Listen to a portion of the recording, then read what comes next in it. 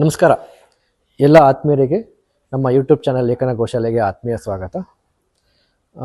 ಆತ್ಮೀಯರೇ, ಇವತ್ತು ಈ ಒಂದು ಸಂಚಿಕೆಯಲ್ಲಿ ಪ್ರತಿಯೊಬ್ಬರು ಗೋಸೇವೆಯಲ್ಲಿ ಯಾವ ರೀತಿ ಪಾಲ್ಗೊಳ್ಬೋದು ಅನ್ನೋ ಬಗ್ಗೆ ನಾನು ತಿಳಿಸ್ಕೊಡ್ತೀನಿ.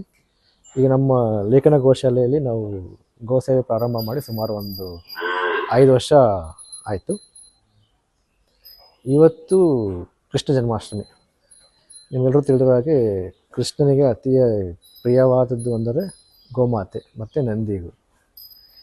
ನಾವು ಗೋಮಾತೆ ಸೇವೆ ಮಾಡೋದ್ರಿಂದ ಮುಕ್ಕೋಟಿ ದೇವರಿಗೆ ಪೂಜೆ ಮಾಡೋ ಸಮ ಅಂತ ನಾವು ಭಾವಿಸ್ತೀವಿ. ನಿಮಗೆಲ್ಲರೂ ತಿಳಿದಿರೋ ಹಾಗೆ ನಮ್ಮ ಪೂರ್ವಿಕರು ಮತ್ತು ನಮ್ಮ ಸಂಪ್ರದಾಯಗಳಲ್ಲಿ ಮತ್ತು ವೇದಗಳಲ್ಲೂ ಉಲ್ಲೇಖ ಇದೆ ಗೋಗ್ರಾಸ. ಈ ಗೋಗ್ರಾಸ ಅಂದರೆ ನಾವು ಪ್ರತಿದಿನ ಊಟ ಮಾಡೋಕ್ಕಿಂತ ಮುಂಚೆ ನಮ್ಮ ಗೋಮಾತೆಗೆ ಒಂದು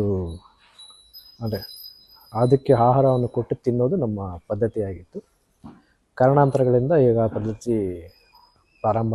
ಪದ್ಧತಿ ಈಗ ಚಾಲ್ತಿಯಲ್ಲಿಲ್ಲ.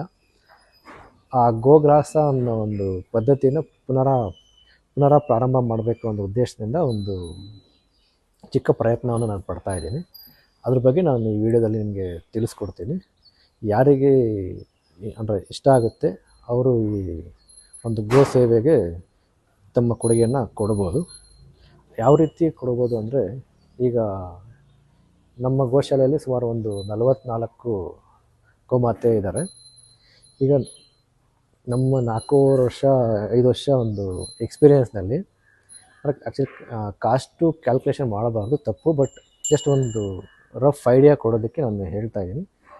ಈಗ ದೊಡ್ಡ ಹಸುಗಳಿಗೆ ಒಂದು ಸುಮಾರು ಅಂದರೆ ಮೇವಿನ ಖರ್ಚು ಮತ್ತು ಇಲ್ಲಿ ಬಾಡಿಗೆ ಮತ್ತು ಇಲ್ಲಿ ಕೆಲಸ ಮಾಡೋ ಖರ್ಚು ಸೇರಿದರೆ ಒಂದು ಹಸುವಿಗೆ ಸುಮಾರು ಒಂದು 4,500 ರೂಪಾಯಿ ಖರ್ಚು ಬರುತ್ತೆ, ಆಯಿತಾ.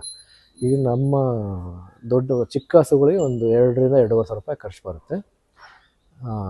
ಗೋಮಾತೆ ದಯೆಯಿಂದ ಮತ್ತು ದೇವ್ರ ದಯೆಯಿಂದ ನಮಗೆ ಇಲ್ಲಿವರೆಗೂ ಯಾವುದೇ ತೊಂದರೆ ಆಗಿಲ್ಲ. ನಾವು ಆರಾಮಾಗಿ ನಡೆಸ್ಕೊಂಡು ಹೋಗ್ತಾ ಇದ್ದೀವಿ.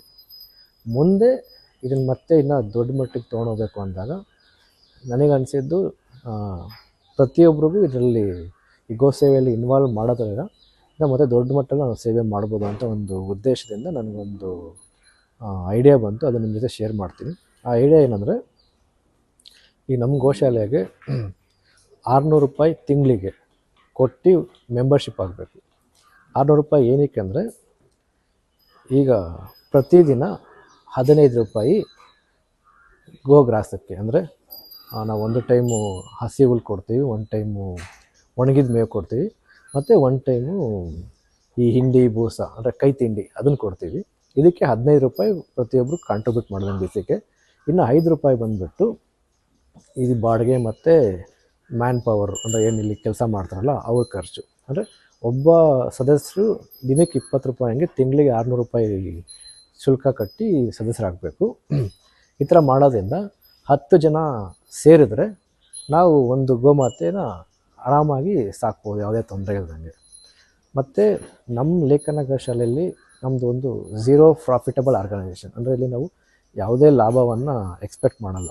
ನಮ್ಗೆ ಎಷ್ಟಾಗುತ್ತೆ ಅಷ್ಟು ಸೇವೆನ ಮಾಡಬೇಕು ಮತ್ತು ನಮ್ಮ ದೇಸಿ ಗೋಮಾತೆ ಮಹತ್ವವನ್ನು ಜಾಸ್ತಿ ಜನರಿಗೆ ತಲುಪಿಸ್ಬೇಕು.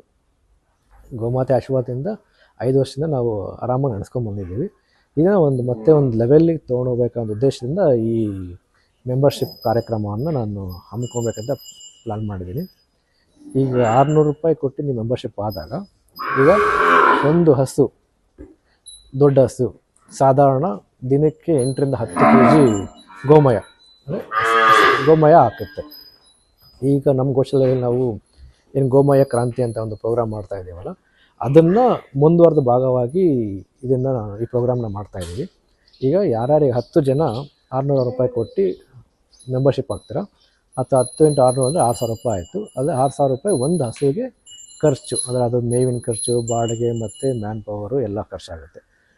ಅದಕ್ಕೆ ರಿಟರ್ನ್ ಆಗಿ ನಾವೇನು ಪ್ಲ್ಯಾನ್ ಮಾಡಿದ್ದೀವಿ, ಒಂದು ಹಸು ದಿನಕ್ಕೆ ಒಂದು 10 kg ಅವರೇಜ್ ಗೋಮಯ ಕೊಡುತ್ತೆ. ತಿಂಗಳಿಗೆ 300 kg ಆಯಿತು. ಈ 300 kgನಲ್ಲಿ ನಮ್ಮದು ಗೋಮಯ ಕ್ರಾಂತಿಯಲ್ಲಿ 80% ನಾವು ಫರ್ಟಿಲೈಸರ್ಸ್ ಅಂದರೆ ಗೊಬ್ಬರ ಮಾಡ್ತೀವಿ, ಡಿಕಂಪೋಸ್ಟ್ ಮಾಡಿ. ಇನ್ನು 20%ನ ವ್ಯಾಲ್ಯೂಡ್ ಪ್ರಾಡಕ್ಟ್ ಮಾಡ್ತೀವಿ. ಈಗ ಎಕ್ಸಾಂಪಲು 300 ಕೆ ಜಿಯಲ್ಲಿ 80% ಅಂದರೆ 240 ಕೆ ಜಿ ಗೊಬ್ಬರ ಆಗುತ್ತೆ. ಆ 240 ಕೆ ಜಿ ಗೊಬ್ಬರನ ಈ 10 ಜನಕ್ಕೆ ಡಿವೈಡ್ ಮಾಡಿ 24 ಕೆ ಜಿ ಗೊಬ್ಬರನ ಹಂಚ್ತೀವಿ. ಮತ್ತು ಇನ್ನು ಉಳಿದಿರೋ 60 ಕೆ ಜಿಯಲ್ಲಿ ವ್ಯಾಲ್ಯೂಡ್ ಪ್ರಾಡಕ್ಟು. ಆ ವ್ಯಾಲ್ಯೂಡ್ ಪ್ರಾಡಕ್ಟ್ ದುಬ್ಬತ್ತಿ ಆಗ್ಬೋದು, ಸಾಂಬ್ರಾಣಿ ಕಪ್ಪು, ಈ ಐಡಲ್ಸು ಮತ್ತು ಬೆರಣಿ, ಯಾವುದೇ ಪ್ರಾಡಕ್ಟ್ ಆಗ್ಬೋದು.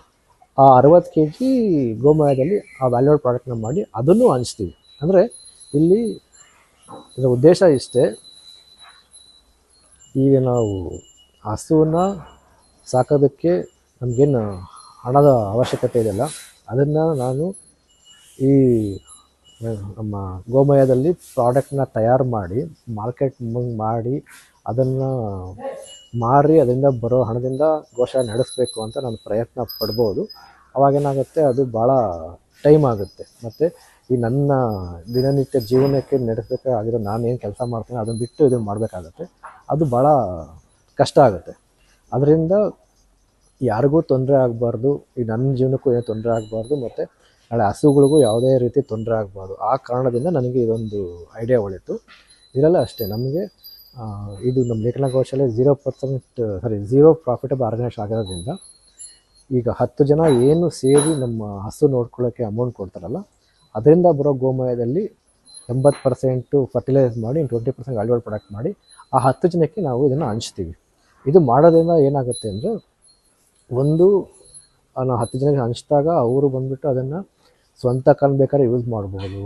ಮತ್ತು ಮಿಕ್ಕಿರೋದನ್ನ ಒಂದು ಬೇರೆಯವರಿಗೆ ಅವರು ಗಿಫ್ಟಾಗಿ ಕೊಡ್ಬೋದು, ಇಲ್ಲ ಅವ್ರು ಮಾರಾಟ ಮಾಡ್ಕೊಬೋದು. ಈ ಥರ ಆಗೋದ್ರಿಂದ ಒಂಥರ ಇದು ಅವೇರ್ನೆಸ್ ಆಟೋಮೆಟಿಕ್ ಕ್ರಿಯೇಟ್ ಆಗುತ್ತೆ. ಈ ಒಂದು ಉದ್ದೇಶದಿಂದ ಈ ಗೋಗ್ರಾಸ ಅನ್ನೋ ಕಾರ್ಯಕ್ರಮನ ಹಮ್ಮಿಕೊಂಡಿದ್ದೀವಿ.